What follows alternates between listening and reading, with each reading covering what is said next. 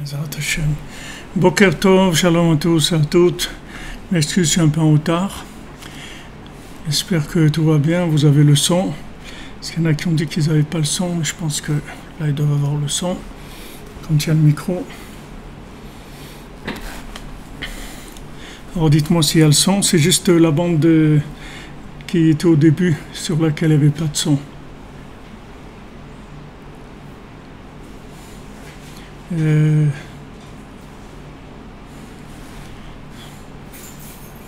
Oui, il y a le son. Merci, Madame Gemili. Merci bien. Alors, une bonne journée, Bezrat Hashem à tous et à toutes. On approche de Rosh Chodesh Elul, on avance. Bezrat Hashem, tous les jours avec Rabbeinu. Merci d'être là au rendez-vous. Alors, ceux qui pourront être à Paris demain à 11h, Bezrat Hashem, on fera le cours.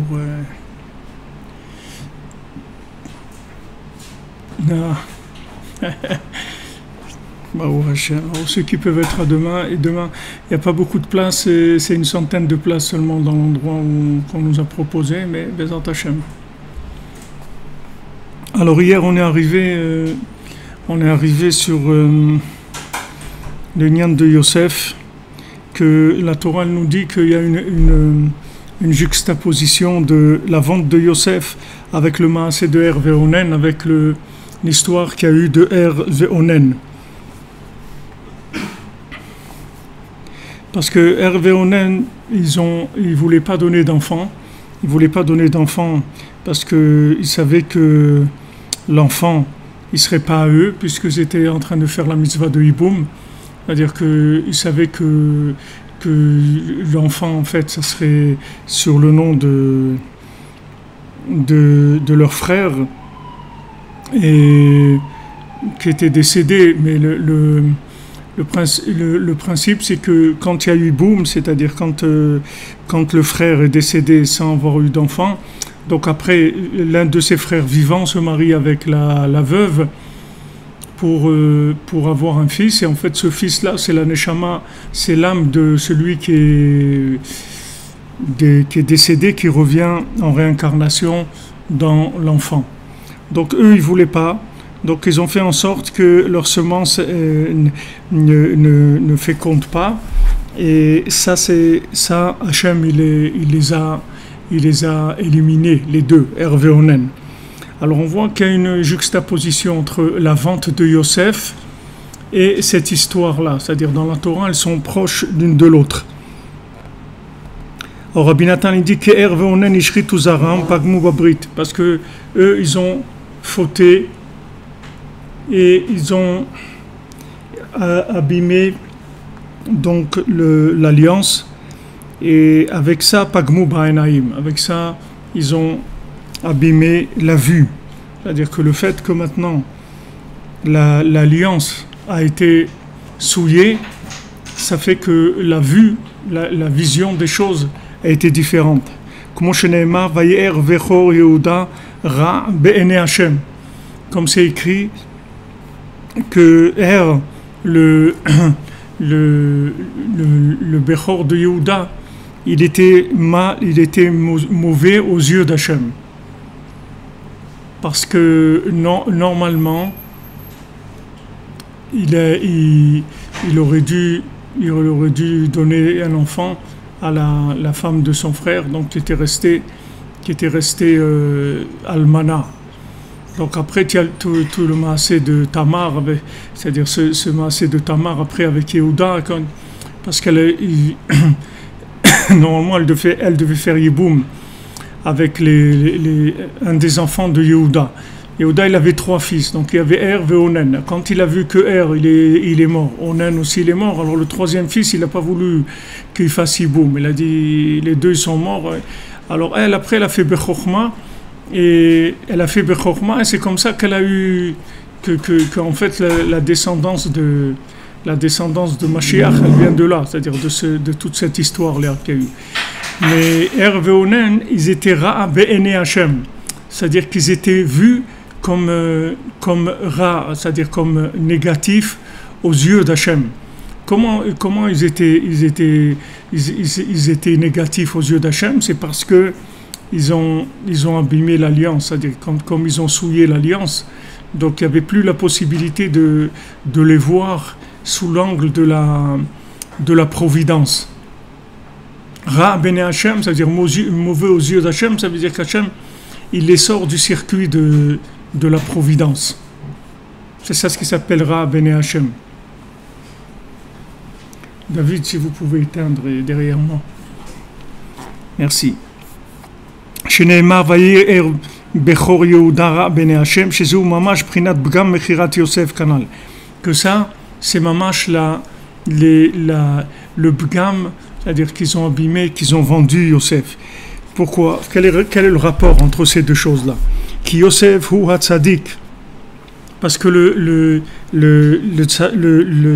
Yosef, il représente le tzaddik. Prinat aine ashgacha, qui sont les yeux de la providence. Le tzaddik qui représente les yeux de la providence, comme on dit, le tzaddik il est aine aïda, il est les yeux de l'assemblée.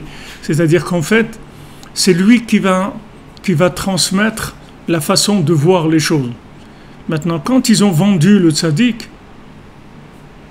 alors qu'est-ce qu'ils ont fait? Ils ont été à l'opposé de lui, Yosef, il leur a proposé un chemin nouveau dans Avodat Hashem. Il leur a dit, regardez, vous êtes un petit peu stagnant, un peu bloqué, même que c'était des tzadikim, ses frères.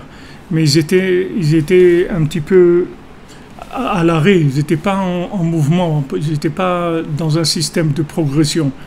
Donc il leur a dit, voilà, je vais vous transmettre des éléments qui vont vous permettre d'avancer. Eux, ils n'ont pas voulu reconnaître ça. Et ils l'ont vendu. Ils ont vendu Yosef. C'est-à-dire que au lieu maintenant de se soumettre à lui, ils ont fait le contraire. C'est-à-dire ils ont l'opposé, c'est-à-dire ils en ont tiré un profit, ils l'ont vendu. Alors quand ils ont vendu Yosef, ils ont perdu le lien avec la providence. Puisque la providence, c'est Yosef. Comme c'est écrit qu'il n'y a personne qui lève une main ou un pied sans Yosef.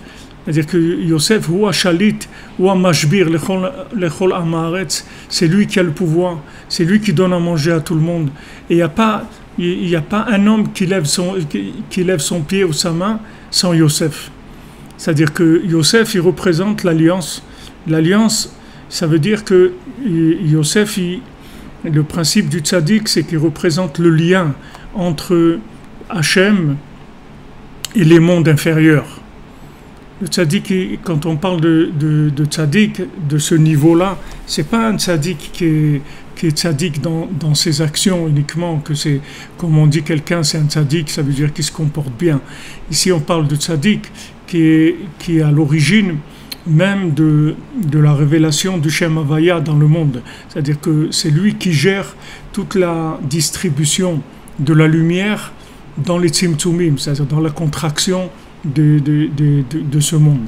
Avant que la lumière elle devienne du feu, de l'air, de l'eau, de la terre, avant qu'elle devienne humain, animal, végétal ou minéral, la lumière elle est quelque chose de pachout, c'est-à-dire quelque chose de simple.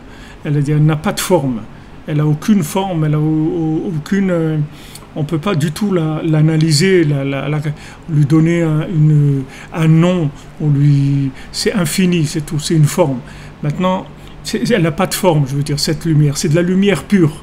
Une fois que cette lumière-là, elle passe par le Shem Havaya, alors elle rentre dans les 4 noms des 4 lettres du nom d'Hachem, elle descend dans une manifestation dans ce monde.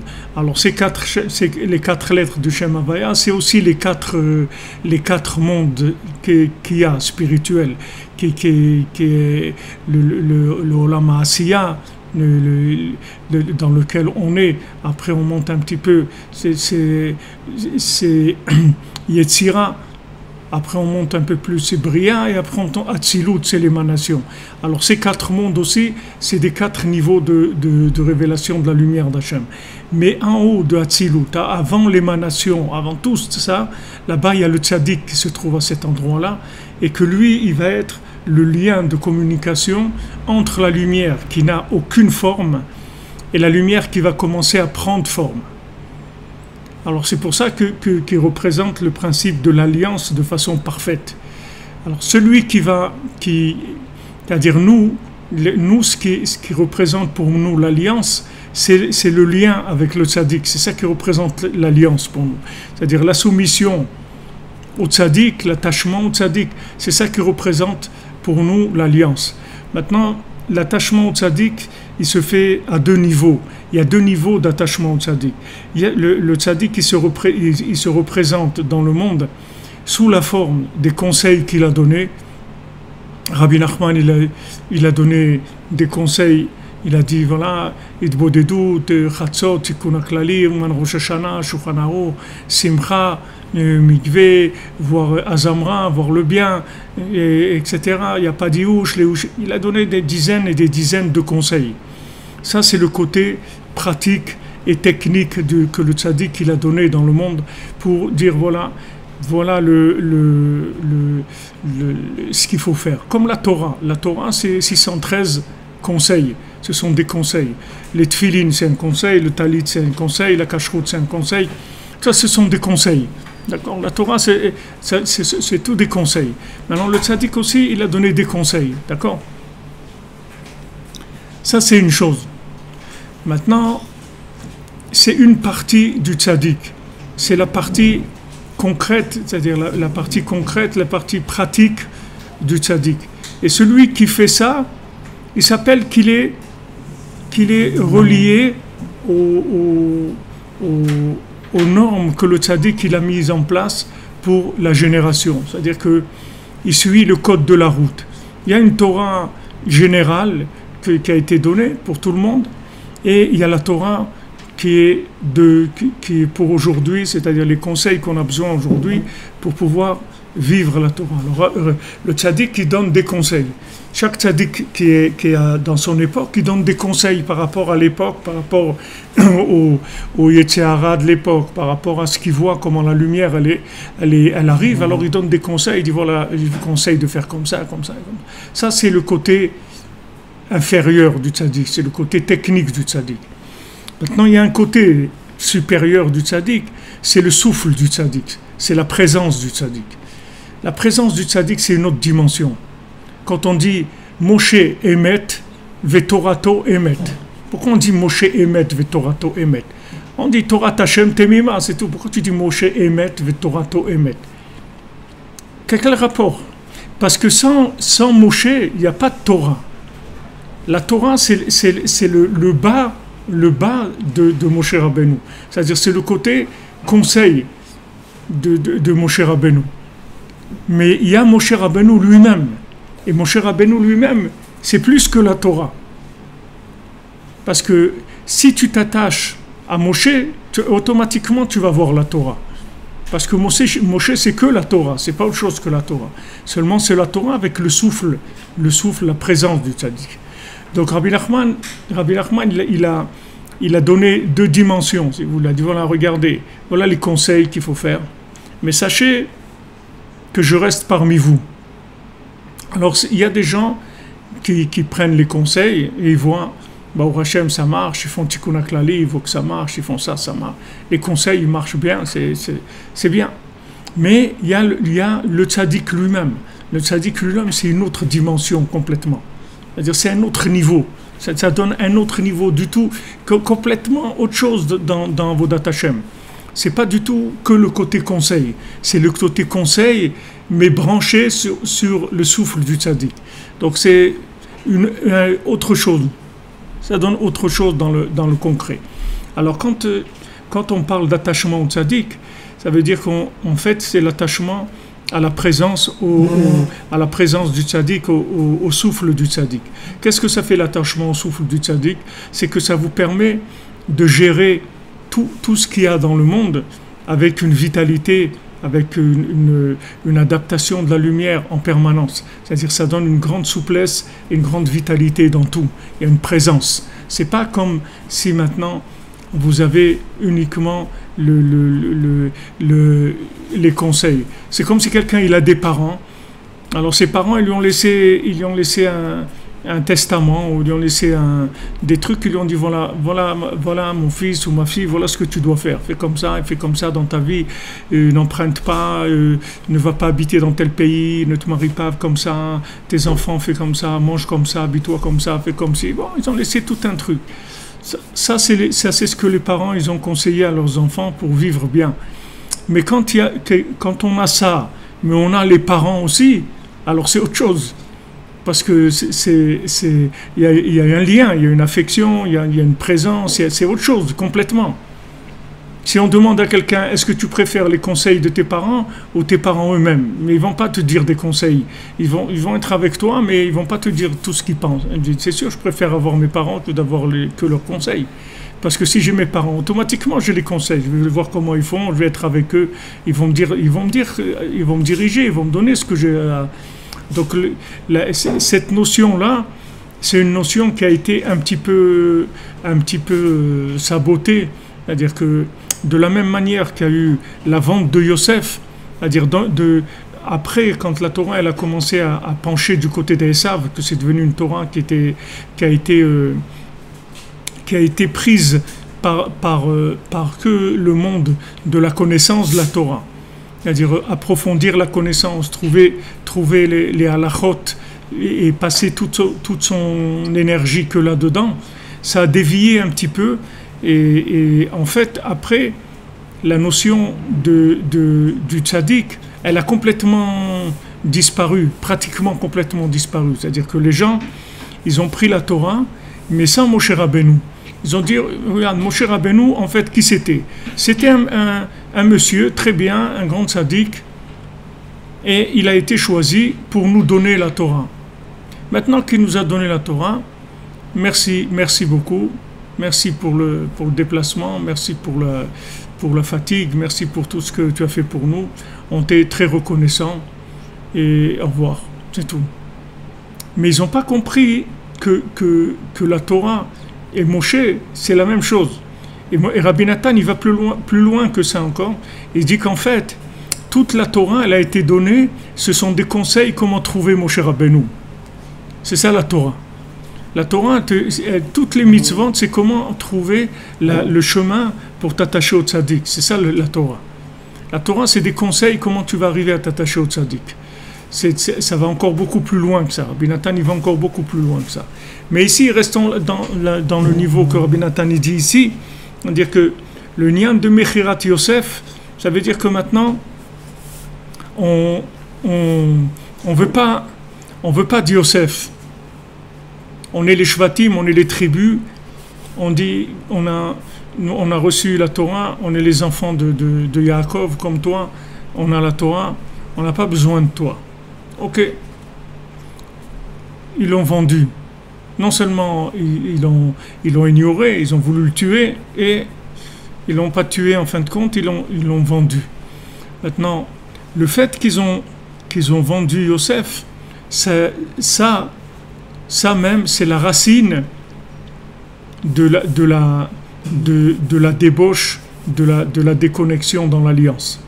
C'est pour ça que Rabbi Nathan il te dit que si tu vois quelqu'un qui parle contre Rabbi Nachman, tu peux être sûr qu'il a des problèmes dans l'alliance. Parce que jamais personne ne va parler contre Rabbi Nachman s'il n'a pas des problèmes dans l'alliance. C'est-à-dire que quand quelqu'un il vend, c'est-à-dire quand quelqu'un il est contre, ou quelqu'un il vend le tzaddik, ça veut dire qu'en fait, il y a un problème dans l'alliance. C'est-à-dire qu'il voit plus clair. Il voit plus clair. Il a perdu la vision des choses. La vision de la Torah, c'est Moshe avec la Torah. Torah avec Moshe. Il n'y a pas de Torah sans Moshe Rabbeinu, ça n'existe pas. La Torah sans Moshe Rabbeinu, il y a un problème dans l'alliance. Et qu'est-ce que ça va donner? Ça va donner que tu peux faire la Torah. Mais tu vas faire la Torah comme un idolâtre. C'est-à-dire que tu vas faire la Torah déconnecté. Tu vas tourner en circuit déconnecté. Et qu'est-ce que ça va donner petit à petit? Ça va donner du traditionnalisme. C'est-à-dire que tu ne vas pas arriver à vivre avec la Torah. Tu ne vas pas avoir une Torah vivante. Parce que tu ne pourras pas connecter la Torah avec ta vie. Et ta vie avec la Torah. Tu vas être religieux, dans le meilleur des cas. Tu peux être même orthodoxe, ce que tu veux. Mais seulement, tu n'as pas une vie branchée. C'est-à-dire que ce que tu vis, ce sont des Ce sont des lois, c'est tout. Tu vis les lois. Tu appliques la loi. Dans le meilleur des cas, tu es quelqu'un de sérieux. Donc tu fais bien les lois et tu appliques, tu fais ton devoir, tout ce qu'on t'a dit de faire. Pas de problème. Tu le fais très très bien et tu essayes d'être très sérieux et tout. Mais c'est pas vivant. C'est-à-dire qu'il n'y a pas de vie dedans. Ça n'arrive pas à communiquer avec la vie. Et quand tu vas avoir besoin de transmettre à tes enfants, tu n'as rien à transmettre de spécial, que tu vas transmettre juste ce qu'il y a comme loi, ce qui a été comme tradition, etc. Mais tu es incapable de leur adapter la Torah avec ce qu'ils sont en train de vivre comme épreuve aujourd'hui. Aujourd'hui, il y a des épreuves qu'il n'y a jamais eu dans le monde. Il n'y a jamais eu, ça n'a jamais existé, ni à l'époque d'Abraham Avinu, ni de Moshe Rabbeinu, ni de Noach, ni de David Ameller, ça n'a jamais existé. La vie qu'on vit aujourd'hui, avec la révolution industrielle, Internet, tout ça, c'est une nouvelle vie. C'est-à-dire que pratiquement toutes les données qu'on a, elles n'ont rien à voir avec ce qu'il y avait avant. Maintenant, pour arriver à vivre la Torah connectée avec ces données-là, il faut de l'alliance. Il faut qu'il y ait l'alliance. S'il n'y a pas l'alliance, alors tu vas essayer de coller au maximum le devoir à la réalité et ça va être très très difficile parce qu'il va y avoir des bugs, il va y avoir des moments où ça va bloquer. Tu ne vas pas arriver. Tu vas te fatiguer parce que la réalité, elle va être complètement autre. Alors tu vas essayer de garder tes traditions, d'essayer de les adapter comme dans le film là, Violon sur le toit. C'est-à-dire, il essaye. Il dit les traditions, truc. En fin de compte, tous ces enfants, ils deviennent des communistes et ils lâchent tout. Et lui, il crie tradition, les traditions. Il y a le communisme, il y a les traditions, tu ne vas pas te comparer. Le communisme, c'est la lumière de Sitrara qu'il y a maintenant. Qu'est-ce que tu vas comparer? Tu vas avec tes vieux trucs de ringard, là, il faut faire. Alors, c'est grave, si tu fais pas ça, tu es à côté complètement. Tu n'as rien à vendre. Tu n'as rien à vendre parce que tu n'es pas lié avec la réalité. Alors, si tu as le mérite d'avoir des enfants sérieux et tout, ils vont essayer de t'écouter au maximum qu'ils peuvent. Ils vont faire tous les efforts qu'il faut. Mais arriver à trouver une connexion, à vivre une Torah connectée avec de la joie, être bien dans sa peau, dans le monde, là où tu vas, n'importe où.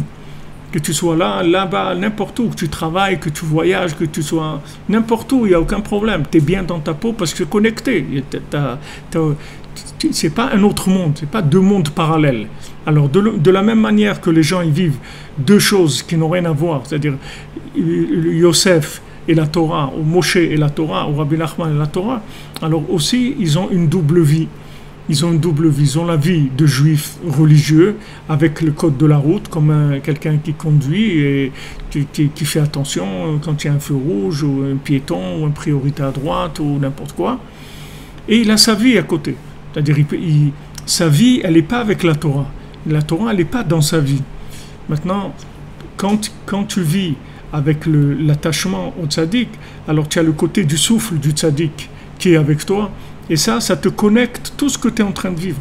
Il n'y a plus deux vies, c'est une seule vie. C'est ce qu'il dit Echad. On dit tout ce qu'on parle ici dans cette Torah, que Echad, que la pré-création, elle soit comme l'avant-création, c'est-à-dire que maintenant, tu vives après que le monde ait été créé, mais avec la connexion à l'intention d'Hachem avant la création, c'est-à-dire qu'il y a une présence divine dans ta vie aujourd'hui, comme avant la création, ça c'est possible que par quelqu'un qui va te faire le lien. Alors de la même manière qu'on a dit, Bet Reshit, il y a deux Reshit. Deux Reshit, d'accord? On a dit Bereshit, c'est deux Reshit, il nous a dit Rabbi Nathan. C'est-à-dire il y a deux commencements. Il y a le commencement d'avant et le commencement d'après. Il y a le commencement avant que ça commence et il y a le commencement une fois que ça a commencé, la création du monde. Donc maintenant, ces deux Reshit, ils doivent devenir un seul. Alors dans le mot Bereshit, il y a tous ces enseignements-là, ils sont dans le mot Bereshit. Tu as le Tikkun Zohar, il fait 70 tikkunim. Il y a 70 tikkunim qui sont sur le mot Bereshit, dans le Tikkun Zohar. Par exemple, dans le mot Bereshit, tu as aussi la notion de l'alliance, puisque Bereshit, c'est les lettres Brit Esh, c'est-à-dire l'alliance de feu. Mais Bereshit, c'est aussi les lettres de Rosh Bait, c'est-à-dire Rosh Bait, c'est-à-dire le maître de maison. sache que dans le monde, il y a un maître de maison. Ce monde-là, c'est une maison. Sache que dans cette maison, il y a un maître de maison. C'est-à-dire, il y a un maître qui donne tous les ordres, qui donne toute l'ambiance, qui donne toute l'atmosphère, qui donne tout. Il y a un maître dans la maison. La maison, elle n'est pas livrée à elle-même. Il y a un maître de maison. Alors, dans Bereshit, il y a la notion de Rosh Baït aussi, que Rabbeinu développe dans la Torah 67, dans le deuxième Chelet, que le lien du Rosh Baït, ça veut dire que tu sais qu'il y a quelqu'un qui connecte ce monde-là. Tu vois, ce monde-là, il a l'air complètement dingue, il a l'air de la matière, du profit, des plaisirs, des trucs. Sache que ce monde-là, il est connecté. Ce monde-là, il n'est pas comme tu le vois comme ça. Ne crois pas qu'il est comme ça. Il est connecté. Et si maintenant tu gardes l'alliance, à dire principalement l'alliance, c'est la connexion au souffle du tzaddik, c'est ça l'alliance principalement. Alors quand des fois il y a des dames qui me demandent, ils disent, mais qu'est-ce que ça veut dire garder l'alliance pour une femme? C'est le même principe que pour un homme, c'est la connexion avec le souffle du tzaddik, et aussi bien sûr de faire attention de tous les inyanim de la Kedusha. Mais le fait que tu es connecté au tzaddik, ça c'est la racine de l'alliance. Après de là tu peux arriver dans les conseils, à regarder l'alliance, à faire tout ce qu'il y a à faire. Mais si tu veux garder l'alliance sans le tzaddik, tu peux pas garder l'alliance sans le tzaddik, c'est impossible. Même si l'alliance dans la halacha, tu gardes l'alliance, tu vas pas être connecté, parce qu'il va te manquer la dimension de la connexion avec l'autre monde. Au maximum, tu vas arriver à gérer les éléments de façon correcte et honnête dans ce monde. Mais tout ça, ça va pas être connecté. Et du moment où c'est pas connecté, le temps, il va l'émousser, il va enlever le goût, il va enlever tout. Le temps, il enlève tout parce qu'il amène des nouvelles connexions. C'est-à-dire que le temps, il fait appel à des nouveaux yichudim. C'est-à-dire que tu es obligé d'aller vers quelque chose de nouveau. Il va y avoir des choses nouvelles. Comment tu vas gérer ces choses-là par rapport à avant? Alors beaucoup de gens disent, regarde, c'est pas difficile. Tout ce qui est nouveau, c'est interdit. Comment ils font les gens? Ils disent tout ce qui est nouveau, c'est interdit. Le smartphone, c'est interdit. Ça, c'est interdit. Ça, c'est interdit. Ça, c'est interdit. Ça, c'est interdit. Ok. Alors, c'est-à-dire que tous ces éléments-là, ils les sortent. Ils les sortent. Pourquoi? Parce qu'ils peuvent pas les connecter. Ils n'arrivent pas à les connecter. Ils disent non, ça, parce que c'est nouveau. Alors, tout ce qui est nouveau, c'est interdit. Alors, même quand Rabbi Nachman il est venu, ils l'ont interdit. Parce que c'est nouveau. C'est-à-dire, tout ce qui est nouveau, c'est interdit. On reste sur les anciens trucs. Mais tu vois bien qu'avec le temps, ça disparaît. C'est-à-dire, on ne peut pas. Tout ce qu'il disait, c'est interdit. Avant, même ici à Mea Shearim, c'était interdit qu'une femme elle va avec un portable, même kasher. Une femme qui parle avec un portable dans la rue, c'est quelque chose d'impensable. Aujourd'hui, il n'y en a pas une qui n'a pas son portable. Elle est dans l'oreille comme ça, en dessous le foulard, et elle parle en marchant. Qu'est-ce qu'il y a? Tu peux pas. Seulement, comme tu ne l'as pas connecté, c'est vrai, c'est-à-dire il a raison que c'est dangereux. Pour lui, c'est dangereux parce qu'il ne sait pas connecter ce qu'il y a de nouveau. Donc chaque élément qui vient, en fait, c'est des éléments de déconnexion par rapport à la connexion qu'il a sur les éléments de base. Lui, il a une connexion sur la halacha. Maintenant, chaque chose qui va venir nouveau, comme il n'a pas le kit de connexion, il ne sait pas comment l'inclure, comment on sert Hachem avec ça. Il ne sait pas. Donc qu'est-ce qu'il peut faire que des bêtises avec ça, c'est tout. Parce qu'il ne sait pas comment ça on connecte avec Hachem. Si tu veux connecter ça avec Hachem, il faut que tu montes, que tu cherches un autre niveau de connexion que l'assemblement des éléments dans le binaire, comme on a expliqué. Il faut que tu changes, il faut que tu cherches une autre dimension. Donc le écart, comme Rabbeinu dit, que tout dépend de ça, c'est l'Itkashrut au tzaddik et la soumission au tzaddik. Mais au tzaddik lui-même, pas ses conseils. Ses conseils, c'est bien aussi. Mais ce qu'il faut chercher, c'est le tzaddik lui-même. C'est pas le conseil. Le conseil, c'est bien. Mais le tzaddik lui-même, c'est une autre dimension complètement. C'est une présence. Donc c'est pour ça que c'est lié. La vente de Yosef, c'est lié avec cette faute-là de Er Veonen. Et qu'ils étaient Ra Ben Hachem. Mais ça vient, c'est une des conséquences de la Mechirat Yosef. quand ils ont vendu Yosef, ils ont entraîné ça. En fait, ils ont touché le point messianique. C'est-à-dire que toute cette histoire-là avec Yehuda, c'est David Ameller, c'est la descendance de Yehuda, David Ameller. Maintenant, toute la royauté messianique, elle était liée avec cette chose-là. C'est-à-dire que qui est-ce qui s'est disputé avec Yosef? C'est Yehuda. Yehuda, il est venu en Égypte. Il a dit à Yosef, c'est quoi que tu es en train de faire là, avec toutes tes histoires et trucs? Il dit, moi je veux instaurer la Torah. Moi j'ai le pouvoir d'instaurer la Torah. Alors Yosef, il lui a dit, tu peux pas instaurer la Torah si moi je fais pas d'abord la connexion. Tu ne peux pas instaurer la Torah. Quand Yosef et Yehuda se sont rencontrés, c'est écrit, le Zohar dit Takrevuta Malka be Malka. C'est deux rois qui se sont rencontrés.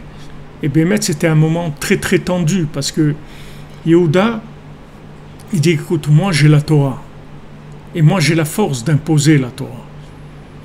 Il a dit si tu continues à faire tes trucs là, tu nous as pris Shimon, après Binyamin, les trucs, tout ce que tu es en train de faire là. Parce que tout ce qu'il faisait Yosef, c'était pour les amener à de la connexion, c'est tout. C'est la seule chose qu'il fait, c'est essayer de réparer l'alliance qu'ils avaient abîmée. Maintenant, Yehuda est venu, il dit, moi je n'ai pas besoin de ça. Moi je peux imposer la Torah. Yosef, il lui a prouvé, il lui a dit, tu ne peux pas imposer la Torah. Parce que si moi je ne suis pas là, pour approcher les gens qui sont éloignés, ça veut dire que maintenant ta Torah, elle a un problème. Parce que ta Torah, elle est limitée à des gens qui sont capables de la vivre hors connexion. C'est-à-dire ils la vivent par leur propre énergie à eux. C'est-à-dire que ce sont des gens forts et très forts. Yehuda, il a dit, je crie. Et Yehuda, il a dit à Yosef, moi je pousse un cri, je détruis toute l'Égypte. Yehuda, il était très très fort. Tous les frères de Yosef, ils étaient très forts. Mais Yehuda, il était très très fort. Il a dit, je crie, je pousse un cri, je détruis toute l'Égypte. Pour dire que la force qu'ils avaient. Donc lui, il dit, regarde, moi, j'ai pas besoin j'ai pas besoin de Torah. Moi, je peux un peu imposer la Torah. En fin de compte, Yosef, il lui a prouvé que non. Mais le fait que lui, il avait cette mentalité-là, qu'on peut vivre la Torah sans Yosef, ça a entraîné que maintenant tout le système messianique, il est passé par des choses tellement basses et tellement difficiles. Parce que lui, Yehuda, comment la descendance de Mashiach, elle vient de lui. Son premier fils, il fait Iboum avec Tamar. Il a un problème et tout, Hachem il le tue. Onen, le deuxième fils il le tue, le troisième il dit non je veux pas lui donner. Et en fin de compte, qu'est-ce qu'il va faire? C'est Yehuda lui-même qui va aller avec Tamar, qui va se déguiser en prostituée. Regarde d'où il vient Mashiach. Que Yehuda il va avec une prostituée. C'est ça qui va amener Mashiach. Pourquoi? Parce qu'il n'a pas voulu écouter Yosef. Tu aurais écouté Yosef, tu aurais amené le Mashiach dans le couronnement, dans la splendeur, dans la merveille, dans la Gdusha, dans la dignité qui lui revient. Comment amener Mashiach dans un maasé comme ça? Comment un Mashiach que Yehuda il va avec une prostituée? C'est pas vraiment une prostituée, mais elle a joué la prostituée parce que lui il voulait pas lui donner son fils. Alors il a fallu, ça a failli clasher. C'était à deux doigts de clasher, même ça. Même qu'elle était enceinte de lui et tout, il allait la brûler. C'était vraiment dénissime, tout ça, parce qu'il a été cholèque sur Yosef. Parce qu'il n'a pas voulu connecter la Torah avec Yosef. Et Yosef, c'est pour ça qu'on a besoin de Mashiach ben Yosef et Mashiach ben David. On ne peut pas Mashiach ben David sans Mashiach ben Yosef. Parce que Mashiach ben Yosef, c'est celui qui va aller chercher tous les gars qui sont dans les poubelles et va les sortir. Maintenant, toi, tu vas amener la Torah. Quelle Torah? Si maintenant un bonhomme qui est tombé parce qu'il n'a pas trouvé de connexion, c'est tout, c'est pas qu'il n'est pas bien. Il n'a rien de pas bien. C'est qu'il n'a pas la force que toi, Yehuda, tu as. Toi, tu as une force en toi, tu es capable de dire non quand tu vois le mal. Lui, il n'est pas capable de dire non. Alors parce que lui, il n'est pas capable de dire non, il n'est pas bien. Il est aussi bien que toi, il n'a aucun problème. Le problème, c'est qu'il faut lui donner des forces. D'où il va tirer ses forces? De la connexion. Il ne va pas tirer les forces de son énergie personnelle. Il va tirer la force de la connexion. Donc quand Yosef il va venir, il va lui donner le tikkun haklali. Il va lui dire qu'il est quelqu'un de bien. Parce que Yosef, il jouait avec les enfants de Zilpa et de Bila. Il jouait avec les enfants des servantes. C'était ça son milieu à Yosef. C'est pas que lui, il était de ce milieu-là, mais lui, il savait que c'était eux qui étaient déterminants. Que si on n'arrive pas à transmettre la parole d'Hachem à ces gens-là, on n'a rien fait. On n'a rien fait. Parce que ces gens-là, ils vont te faire clasher tout le système. Donc tu peux pas sans eux. Donc lui, il a compris que c'est de là que ça dépend. Donc il a dit, le jour où on connecte ces gens-là, alors tu t'installes sur ton trône, il n'y a pas de problème. Mais tant que ces gens-là, on ne les a pas connectés, ça veut dire qu'on ne t'a pas prouvé la vérité de la Torah. Si tu n'es pas capable de connecter un bonhomme, que tu abandonnes quelqu'un, parce qu'en fait, qu'est-ce qu'il fait? Même s'il fait des bêtises, il se drogue, il fait n'importe quoi, ok. Pourquoi il fait ça? Parce qu'il n'a aucune vitalité de la Torah. Parce que la Torah que tu lui transmets, elle ne lui donne pas envie du tout. Donc il va chercher de la vitalité. Qu'est-ce que tu veux qu'il fasse? Voilà l'autre, celui qui est dans le Sipuré Masiot, l'infirme. Qu'est-ce qu'il va? Il mange de l'herbe, il rampe par terre, il mange de l'herbe. Qu'est-ce qu'il va faire? Il est infirme. Qu'est-ce que tu veux qu'il fasse? Il n'a pas de quoi manger. Il va rester assis et dire « Ah non, moi je mange que comme un homme et tout. » Il ne peut pas, il va mourir de faim. Alors qu'est-ce qu'il fait? Il se jette par terre et il rampe et il mange de l'herbe. Et il mange de l'herbe et il rampe jusqu'au jour où il trouve cette herbe-là extraordinaire qui va l'amener à ce rubis-là, qui va le faire découvrir l'endroit où le soleil et la lune se rencontrent, en fait l'endroit où Yosef et Yehuda ils se rencontrent. Mais avant d'arriver à ça, le gars il a rampé, il mange de l'herbe. Maintenant, si tu dis, ouais, c'est quoi ça? Regarde-le, il est en train de manger de l'herbe. C'est un pauvre type, il n'a rien fait de sa vie, il n'est pas capable de faire quelque chose de sa vie. Regarde-le, qu'est-ce qu'il fait? Il rampe comme un animal, il mange de l'herbe et tout. Mais c'est facile de dire ça. Parce que de dire que voilà, ces gens-là, ok, ils ne sont pas capables, donc on va faire tout seul. Hachem, il ne veut pas. Hachem, il ne veut pas de Géoula s'il n'y a pas tout le monde. Tout, Rabbi Nachman il a dit tout. Moi je vais connecter tout le monde, tous les êtres humains, tous les animaux, toutes les plantes, toutes les pierres. Mais la moindre pierre qu'il y a dans le monde, il va la connecter avec Hachem. Elle va chanter la louange d'Hachem. N'importe ce qui bouge dans le monde et même ce qui ne bouge pas. Tout ce qu'il y a dans le monde. Pourquoi? Parce que c'est l'alliance de façon parfaite. L'alliance, ça veut dire qu'il est capable de créer un lien entre cette chose-là et Hachem, n'importe où tu te trouves. N'importe où tu te trouves. Tu ne peux pas faire un défi à Rabbi Nachman. Rabbi Nachman, il dit, regarde, tu m'écoutes, viens chez moi, Ouman, fais le tikkun haklali, t'occupe pas, c'est moi qui prends la responsabilité de ta vie, c'est pas toi. Moi, je m'arrange que je vais te connecter, et moi, je vais te changer, et moi, je vais te faire que tu vas reconnaître Hachem, et tu vas vivre dans la connexion avec Hachem, dans la joie. Tu vas être joyeux de vivre. C'est moi qui m'occupe de toi. Rabbi Nachman, il prend la responsabilité parce qu'il est capable de connecter n'importe quel bonhomme. Quand il dit Bnei Zilpa comme Bnei Bilha et Bnei Zilpa, Rabbi Nathan dit Bilha, c'est les Mevoalim. C'est des gens qui sont Mevoal, comme ça, ils sont comme ça, un peu affolés comme ça, ils n'ont pas de... Zilpa, c'est Zolpo, comme les magasins, là, Zolpo. Zolpo, ça veut dire ici, c'est Zol, c'est les gens méprisés, les gens rejetés, les gens que les systèmes, ils disent, ouais, il vaut rien celui-là, il vaut rien, il est un incapable, il n'a pas de tête, comme ils te disent, tu rentres dans une yeshiva, il dit, mais tu n'as pas une tête pour étudier, toi. Qu'est-ce que ça veut dire, j'ai pas de tête? Ça veut dire, ces choses-là, j'ai pas de tête. J'ai pas de tête, fabrique-moi une tête, c'est tout, montre-moi comment on fabrique une tête.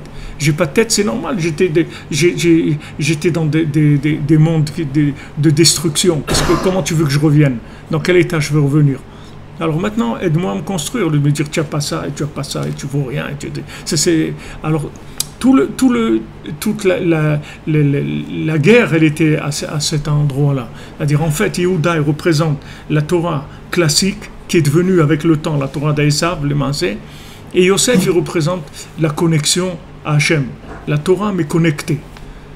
Alors quand Rabbi Shimon il est venu, ça a commencé à sortir, à devenir populaire. Plus le Harizal, tous les tzadikim qui ont écrit dans la Kabbalah, après le Baal Shem Tov. Et Rabbeinu il est venu, il a pour terminer cette connexion-là. Donc c'est pour ça qu'ici il fait le lien entre la Mechirat Yosef et Hervé Onen. Parce que c'est ça qui nous a amené à cette chose honteuse. Quand tu vas dire Mashiach, il descend d'où? Des rapports entre le roi Yehuda et une prostituée. C'est honteux. C'est-à-dire c'est quelque chose qui mais cette honte-là, c'est la honte c'est la honte de la perversion dont sa racine, c'est la déconnexion du tzaddik. La déconnexion du tzaddik, c'est ça qui amène à la perversion. C'est ça qui amène que c'est obligé de passer par des trucs comme ça. Alors que ça aurait pu se faire de façon vraiment glorieuse et magnifique. Et ça s'est fait comme ça. C'est une honte. Mais cette honte-là, elle vient de la vente de Yosef. Elle vient du fait qu'il y a un problème dans l'alliance. Ça a entraîné que pratiquement c'est devenu un problème dans l'alliance. C'est chez qui? Chez le plus grand, chez Yehuda. Le plus grand. C'est-à-dire celui qui représente la Malchut d'Hachem, celui qui représente la royauté, le pouvoir de la Torah. Chez lui, on fait tomber dans ça. C'est pour ça qu'après, il a compris. Après, c'est lié. Tu vois, la vente de Yosef, tout de suite, Yehuda, après, il tombe. Il y a les massés de ses enfants, et après, lui, il tombe avec la prostituée. Comment lui, un homme comme Yehuda, il est tombé dans un massé comme ça? C'est pas, Yehuda, on ne peut même pas imaginer qu'est-ce que c'est. Tu crois que c'est des gens qui vont être tentés du prostituée ou des choses comme ça. Ça n'existe pas dans leur vie. Seulement, le fait qu'il y a eu cette déconnexion, on le fait tomber là-dedans.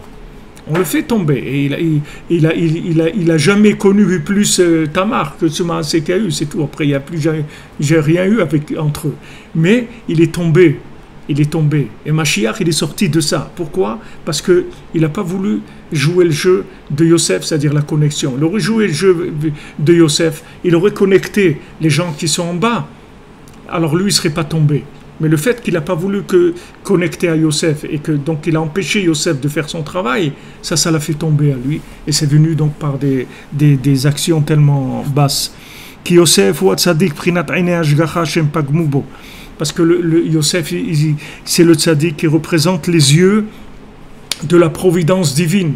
C'est-à-dire les yeux, les yeux, ça veut dire le regard, le regard valable, le regard du bien, le regard pour trouver le bon conseil. Que tu vois quelque chose, tout de suite tu arrives à faire le tri, ça oui et ça non. Tout de suite. On te propose n'importe quoi, que ce soit pour te marier, pour travailler, une maison, une école pour tes enfants, n'importe quoi, des décisions que tu dois prendre dans ta vie. Tu vois clair tout de suite, parce que tu es branché sur la providence divine.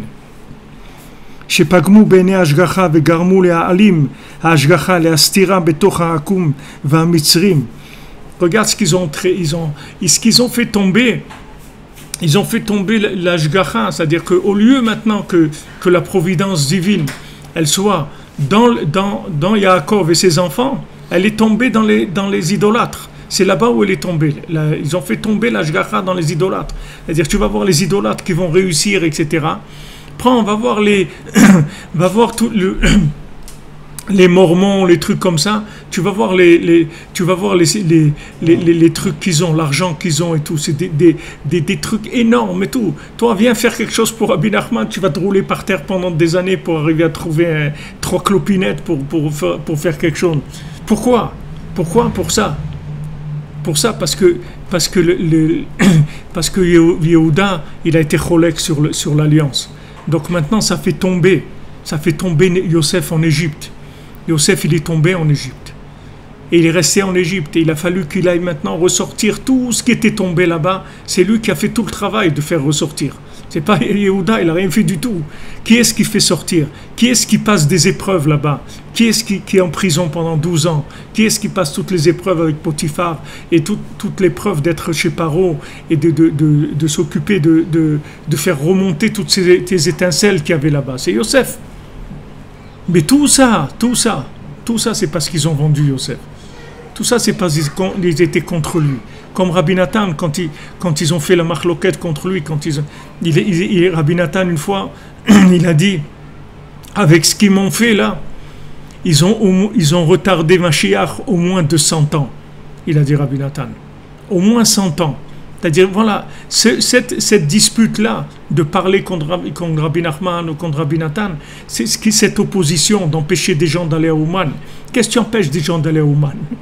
Tu ne sais pas ce que ça veut dire. Tu ne sais pas ce que ça veut dire. Hachem, il a envoyé un tzaddik qui répare avec tellement facilement les gens. Tu l'empêches d'aller là-bas. Tu sais qu'est-ce que ça veut dire, quelle responsabilité c'est. Tu sais combien cette personne, après, il faut qu'elle tourne et qu'elle tourne et qu'elle tourne pour arriver à sa réparation. Mais les gens, ils ne se rendent pas compte de ce qu'ils font. Ils ne se rendent pas compte. C'est-à-dire les gens, Hachem Ishmor, qui sont tombés là-dedans. Il faut prier qu'il n'y ait personne qui parle contre Rosh Hashanah, qu'au contraire, que le monde entier il soit pour Rosh Hashanah, que Trump il finance Rosh Hashanah, que tout, qu'ils disent voilà, Allah est sur moi, allez-y, moi je vous paye, voilà, je vous paye 500 000 billets, allez-y, allez-y, venez à Ouman, allez chez le Rabbi, allez là-bas. Ils ont fait un magasin Trump là-bas à Ouman, sur la place là-bas de Pushkina, il y a un Trump, il y a un magasin Trump là-bas. Ils ont mis... C'est ça qu'on a besoin. On a besoin des gens qui encouragent la chose, qui aident, qui encouragent à ce que la chose elle se fasse. Pas aller contre Shalom. Tout celui qui fait contre, il met à Kev la Géoula. Il empêche Mashiach de venir, comme il a fait Yehuda. C'est la même chose, dans un niveau qui est de maintenant, c'est-à-dire c'est actuel. Mais le problème c'est le même, il n'a pas changé. C'est exactement le même rapport entre Yosef et Yehuda que le rapport entre le monde de la Torah et Rabbi Nachman. C'est la même chose, c'est le même rapport. Et pas après, ça entraîne que la Shgacha, c'est-à-dire que maintenant la providence, la réussite, la grâce, comme Rabbeinu dit, que dans la Torah Aleph, dans l'écouté moral, que Achen et Achashivut et l'Etzlam, la grâce, l'importance, elle est tombée. Pourquoi elle est tombée? Pourquoi elle est tombée là-bas? Parce qu'ils ont été cholèques sur Yosef. Au lieu que maintenant ça se fasse en Eretz Israël et dans des conditions belles, glorieuses, dignes et tout, ça s'est fait en Égypte dans des conditions terribles, d'esclavage terribles. Ça s'est fait tout ça pour récupérer tous les éléments qui étaient tombés et les ramener. Mais ça c'est Yosef qui le fait.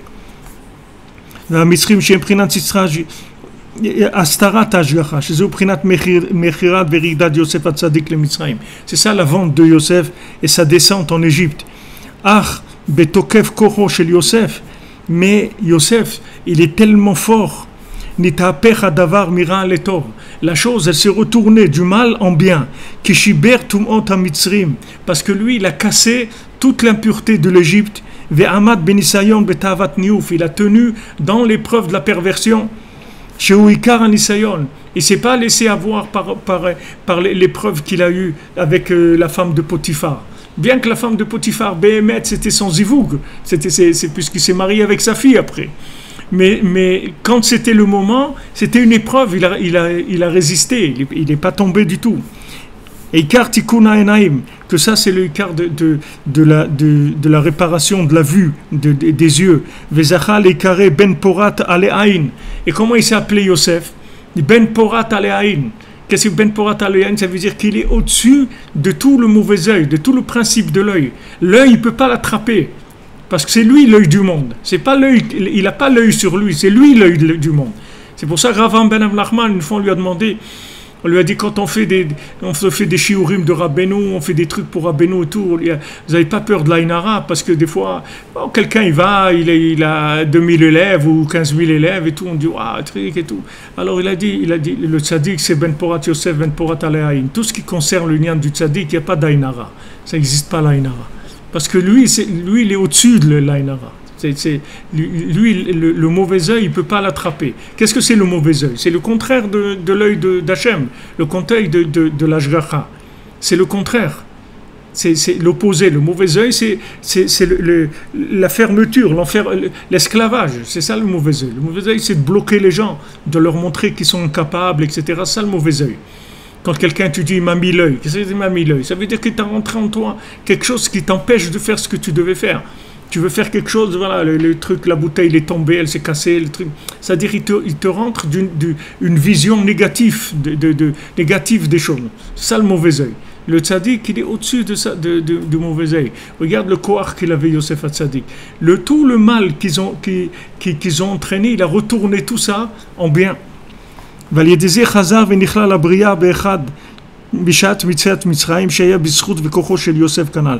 Et grâce à ça, toute la bria, toute la création, elle s'est réinclue dans Echad à la sortie d'Égypte. Tout ça par la force de Yosef. Tout ça grâce à Yosef. Bien que lui, apparemment, il n'était pas là, mais c'était que lui. Tout ce qui s'est passé en Égypte. Moshe Rabbeinu, il a été prendre les Hatzamot Yosef, sinon il ne sortait pas. Il a été sortir et prendre les ossements de Yosef. Yaakov, quand il est mort, il a dit « Je veux que vous m'enterrez à Hebron ». Ils l'ont pris d'Égypte, ils l'ont emmené à Hebron. Yosef, il a dit « Non, il reste là-bas ». S'ils avaient sorti de Yosef d'Égypte, jamais ils seraient sortis d'Égypte. Jamais. Jamais. C'est pour ça, il y a des gens qui veulent enlever Rabbi Nachman de Ouman. Tu peux pas, si tu l'enlèves de là-bas, puis c'est fini. C'est fini. Tous les gens qui font tchouva, ils ne peuvent plus faire tchouva. Parce que ce que lui fait là-bas, il ne peut pas le faire ailleurs. Il ne peut pas faire ailleurs ce travail-là. Ce travail, il se fait en Égypte.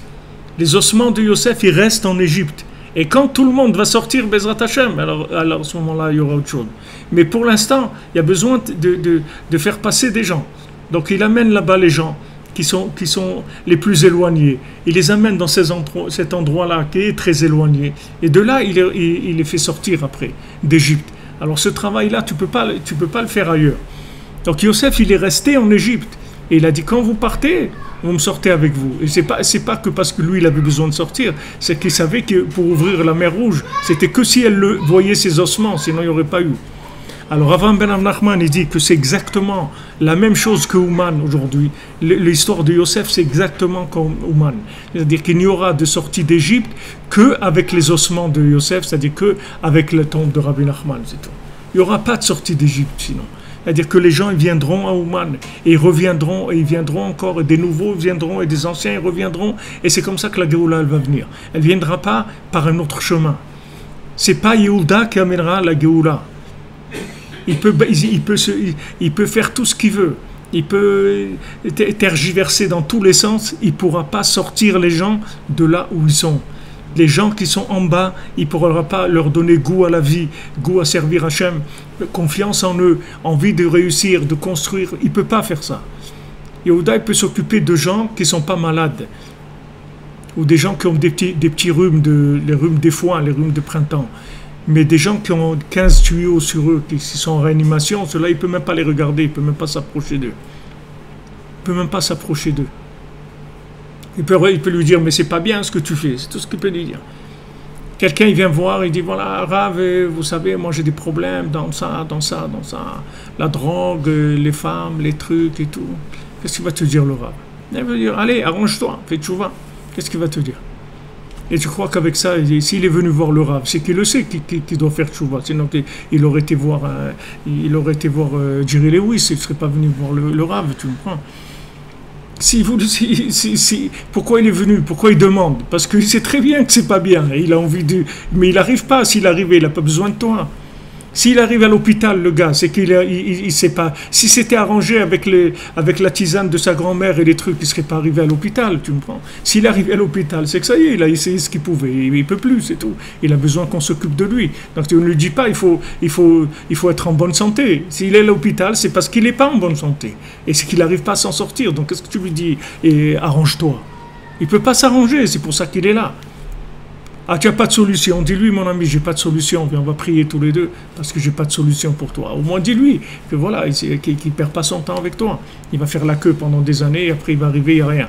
Dis-lui, il n'y a pas de solution pour toi. Ici, on traite que les gens qui sont en bonne santé. C'est tout. Les gens malades, on ne traite pas. Ici, c'est une salle de sport, c'est pas un hôpital. Donc ici, si tu veux faire de la gymnastique, du training, des trucs et tout, il y a tout ce qu'il faut. Mais si tu viens ici pour les gens malades, il n'y a pas. Ici, les gens malades, on ne s'occupe pas d'eux. Il n'y a pas de problème. Si tu dis ça, alors on y va. C'est clair. Il n'y a pas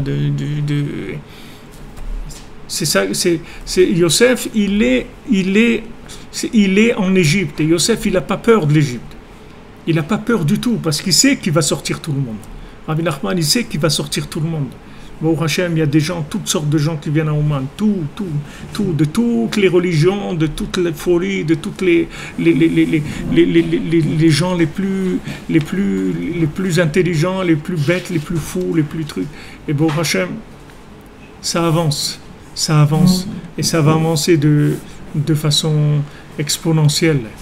Ça va avancer de plus en plus, et tous ceux qui viennent, ils peuvent témoigner des changements qu'ils ont eus dans leur vie. Des fois, c'est malgré eux. Il y a des gens, ils sont énervés parce qu'ils ne croyaient pas que ça allait aller tellement loin. Il y a des gens, ils sont venus à Ouman, ils croyaient que ça allait être des light. Ils ont pris la bracha du tzaddik et tout, ils sont revenus. Au Hachem, ça va mieux, la parnassa, les trucs. Mais le tzaddik, il vient, il met un coup dans la vie de la personne, il lui casse tout ce qui va, il casse tout. Et le bonhomme, il dit, mais je croyais pas que ça allait tellement loin. Moi, j'étais à Ouman, voilà, et après ça, c'est normal. Qu'est-ce que tu crois? Tu crois qu'il va te laisser faire le fou? Ça y est, il va te remettre sur les rails, c'est tout. Et des fois, c'est malgré eux. Il y a des gens, ils sont énervés. Il y a des gens, ils sont énervés, ils ne croyaient pas que ça allait arriver jusque-là. Ils croyaient, bon, il va, et ça va ranger les petits problèmes qu'il a. Mais qu'il va le prendre, il va lui faire un remaniement total de toute l'affaire. Ils ne croyaient pas que ça allait être comme ça. Et il faut savoir que quand Rabbi Nachman, quand Rabbi Nachman, il prend quelqu'un, il termine, il le met en forme complètement, pas un petit peu. Il ne lui donne pas de l'aspirine et des vitamines. Il le soigne complètement. Bezrat Hashem. Ashiye be'atzlacha, bonne journée à tous et à toutes. Une bonne journée, que des bonnes choses. Et on se retrouve sur Internet, bien sûr, Bezrat Hashem demain. Et sur Internet et à Paris, ceux qui pourront venir, Bezrat Hashem be'atzlacha. Merci pour tout, merci pour votre présence, participation, votre soutien, vos mots gentils. Et voilà, je souhaite toutes les brachot du monde, Bezrat Hashem, et surtout que vous soyez attachés avec Rabbi Nachman tout le temps. C'est ça la réussite du passage sur terre. Be'atzlacha. Voilà, comme on dit Nana Rabbeinu, les chercheurs de vérité. Voilà, les chercheurs de vérité. Comme on a dit, comme on avait dit, les prisonniers de l'espoir, les prisonniers de l'espérance. Be'atzlacha.